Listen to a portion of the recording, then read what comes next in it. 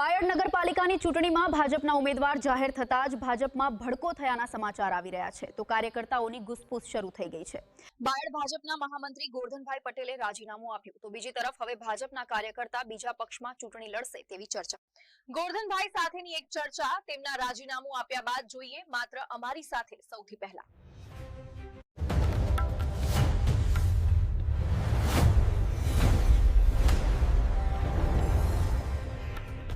નમસ્કાર દોસ્તો, ચૂંટણીની સરગમ ચાલુ થઈ ગઈ છે। ઉનાળાની ગરમી સાથે ચૂંટણીની ગરમી પણ ચાલુ થઈ ગઈ છે। બાયડ નગરપાલિકાની વાત કરવાના છે। બાયડ નગરપાલિકાની ચૂંટણી માટે મતદાતાઓ કાગડોળે રાહ જોઈ રહ્યા હતા। માત્ર મતદાતાઓ નહીં પણ ઉમેદવારો પણ એ જ રીતે રાહ જોઈ રહ્યા હતા। તો બીજી તરફ ભાજપના સંનિષ્ઠ કાર્યકર્તાઓ પણ ચૂંટણીની રાહ જોઈ રહ્યા હતા। ભાજપને ગમે તે થાય પણ જીતાડવું છે એવી આશા સાથે ભાજપના કાર્યકર્તાઓ થનગનીને તૈયાર થઈને બેઠા હતા। ચૂંટણી આવે એટલે ચૂંટણીની એક પ્રક્રિયા છે। એ પ્રક્રિયા પ્રમાણે જે ચૂંટણી સમિતિ હોય પક્ષની એ એમના કાર્યકર્તાઓમાંથી ઉમેદવારો નક્કી કરતી હોય છે। એના માટે કોઈ ફોર્મ્યુલા બનાવેલી હોય છે અને એ ફોર્મ્યુલા પ્રમાણે ઉમેદવારો નક્કી થતા હોય છે। પરંતુ બાયડ નગરપાલિકાની ચૂંટણીને લઈને આમ તો અરવલ્લીમાં ઠેર ઠેર આવું બન્યું છે પણ આપણે અત્યારે ખાસ વાત કરી રહ્યા છે બાયડ નગરપાલિકાની ચૂંટણીની। તો બાયડ નગરપાલિકાની ચૂંટણીમાં ભડકો થાય તેવી પરિસ્થિતિ દેખાઈ રહી છે। ભારતીય જનતા પાર્ટીમાં ભડકો થાય તેવી પરિસ્થિતિ દેખાઈ છે। એટલા માટે કે ટિકિટની ફાળવણીમાં ક્યાંક કોઈક પ્રશ્ન ઊભો થયો છે અને એના જ કારણે બાયડ શહેર ભારતીય જનતા પાર્ટીના મહામંત્રી ગોરધનભાઈ પટેલે તાત્કાલિક ઉમેદવારોની જાહેરાત થતાની સાથે જ રાજીનામું આપી દીધું। આપણે વાત કરવાના છીએ એ ગોરધનભાઈ જોડે કે જેમણે ભારતીય જનતા પાર્ટીના બાયડ શહેરના મહામંત્રી તરીકે રાજીનામું આપી દીધું છે। જોઈએ સંપૂર્ણ વિગતો। દોસ્તો, બાયડ નગરપાલિકાની જે ટિકિટ ફાળવણી થઈ છે ચૂંટણી માટે ભારતીય જનતા પાર્ટી તરફથી અને એ જે ટિકિટ ફાળવણી થઈ છે ને ત્યાં ઘણો બધો વિવાદ થયો છે। હવે વિવાદ કેમ થયો એની વિગતો પણ દર્શકોએ તો જાણવી જ જોઈએ અને મતદાતાઓ માટે પણ જરૂરી છે। ત્યારે આ વિવાદના પગલે બાયડ શહેર ભારતીય જનતા પાર્ટીના મહામંત્રી ગોરધનભાઈ પટેલે રાજીનામું આપી દીધું છે અને એ જ ગોરધનભાઈ પટેલ સ્ટુડિયોમાં અત્યારે અમારી સાથે ઉપસ્થિત છે। આપણે ગોરધનભાઈ પટેલ જોડે વાત કરવાની છે। નમસ્કાર ગોરધનભાઈ। હા, નમસ્કાર। અમારા ભડકો ડિજિટલ ટીવી મીડિયા તમારા ભડકો દર્શક મિત્રોને મારા તરફથી સૌને નમસ્કાર। જી, આપણે ભારતીય જનતા પાર્ટીના બાયડ શહેરના મહામંત્રી તરીકે રાજીનામું આપ્યું છે તો કેમ રાજીનામું આપવું પડ્યું?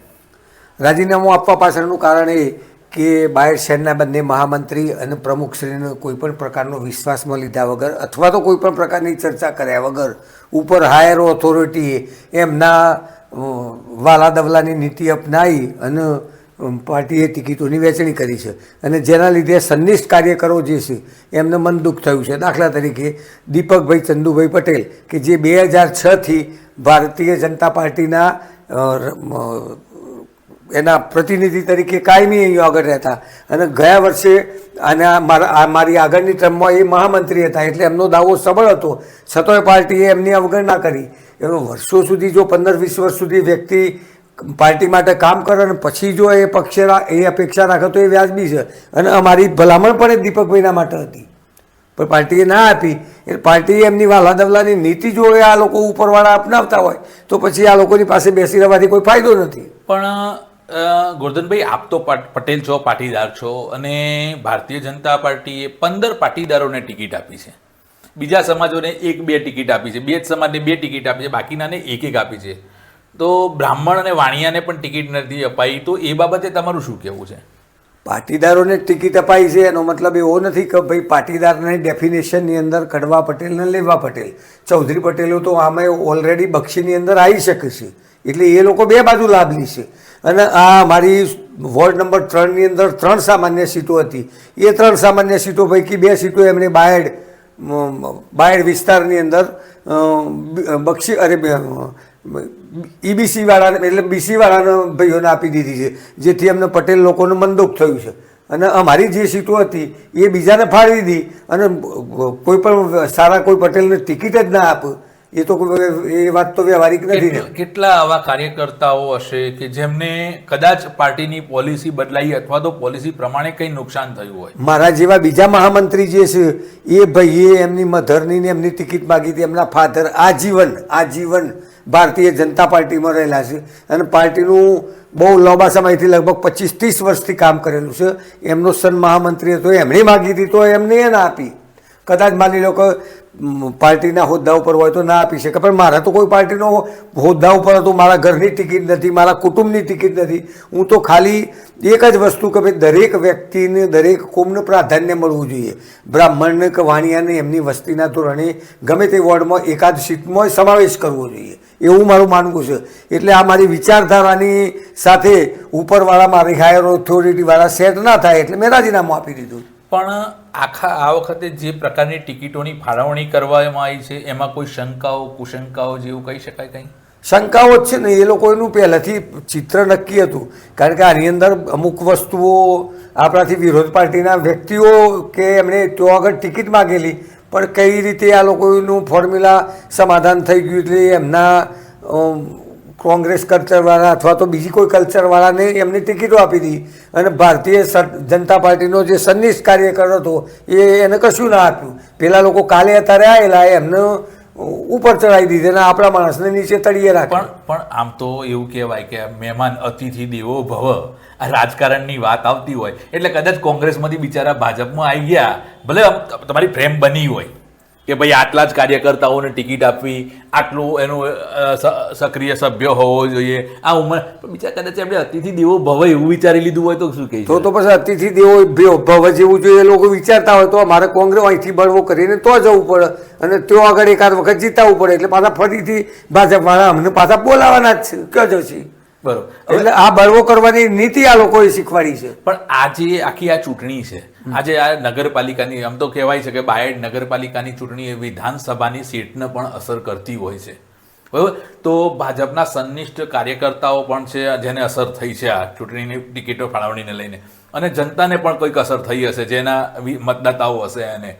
તો આની અસર વિધાનસભા ઉપર કેવી પડી શકે? વિધાનસભા ઉપર તો મોટાભાગે શું હોય છે, જે આ લોકલ રાજકારણ છે એ લોકલ રાજકારણની અંદર મોટાભાગે વ્યક્તિનું પ્રભુત્વ ગણાય છે. એટલે પ્રભુત્વવાળા જે વ્યક્તિઓ છે એમને ટિકિટ નથી આપી, વગર પ્રભુત્વના ઓછા પ્રભુત્વવાળાએ એવા લોકોને આપી છે. તો ભાજપે જે ટિકિટો ફાળવી છે, પણ યાદ રાખજો કે તમે એવું માનતા હોય કે 24 સીટો અમારી થઈ ગઈ તો એ વાત ભૂલ ભરેલી છે. શક્ય છે કે ભારતીય જનતા પાર્ટીના જે લોકોને ટિકિટ નથી મળી અને જે લોકોને આ અંગે વિવાદ છે એ કદાચ બીજી પાર્ટીમાં જઈ શકે? હા, દાખલા તરીકે જઈ શકે, કેમ ના જઈ શકે?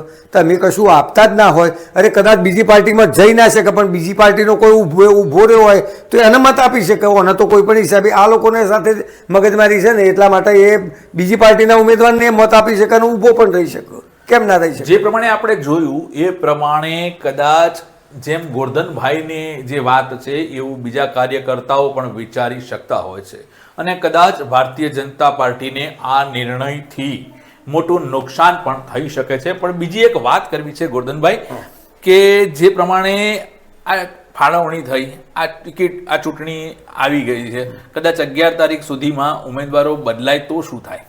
ના બદલી શકાય ને, બદલાય તો કશો વાંધો નહીં, અમને કશો વાંધો નથી. બદલાય તો એ પણ હું ફરીથી ભાજપને રામ રામ કહીને સીધો ઘેર જઉં છું. મારે ફરી તમારા ભાજપમાં આવવું નથી, સીધી વાત છે.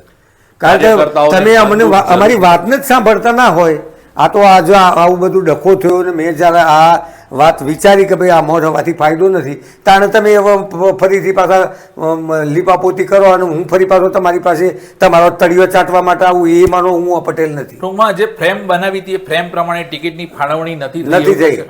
કોઈ પ્રમુખને બોલાયા નથી, કોઈ મહામંત્રીને બોલાયા નથી, કોઈ વિચાર વિમર્શ કર્યો નથી, અહીંયાથી એ નથી કર્યો અને કદાચ જિલ્લાવાળાએ કર્યો, અહીંયાથી અમારે જિલ્લામાં જવાનું હોય અરવલ્લી જિલ્લામાં તેઓ આગળ એમને બોલાવીને આવી રીતે કે ભાઈ આમાં તમે જે લાયા છો આટલા ફોર્મ ભરાયા છો તમારી પ્રાયોરિટીમાં કેમ શું છે અથવા તો તમે કેમ એને ટિકિટ આપવા માંગો છો તો પાર્ટી એમને પૂછે તો અમે કહીએ કે ભાઈ આ ઉમેદવાર બનવાનું છે ઓના આટલા મત છે. પણ ગોરધનભાઈ આપણે એવું કહીએ કે જ્યારે વૃંદાવન હોટલ ખાતે ફોર્મ ભરાયા, આપણે જે ઉમેદવારો જેમની ઈચ્છા હતી એમણે ફોર્મ ભર્યા, તો શું કોંગ્રેસના જે આ લોકો કદાચ તમે જેમ કહો છો કદાચ કોંગ્રેસના લોકો જે આવી ગયા અથવા તો જેમણે ફોર્મ ના ભર્યા હોય એવા લોકો પણ અહીં આવી ગયા એવું બને? હા, ભૂતકાળની અંદર કોંગ્રેસની અંદર નગરપાલિકાની અંદર ચૂંટાયેલા સભ્યો પણ ભાજપની અંદરથી આવીને ફોર્મ લઈ ગયા છે.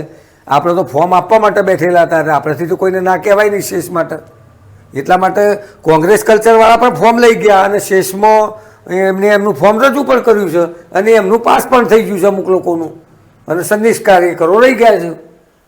ભાજપની અંદર ટિકિટ ફાળવણીનો આ કકરાટ બાયડ નગરપાલિકા વિસ્તારનો છે.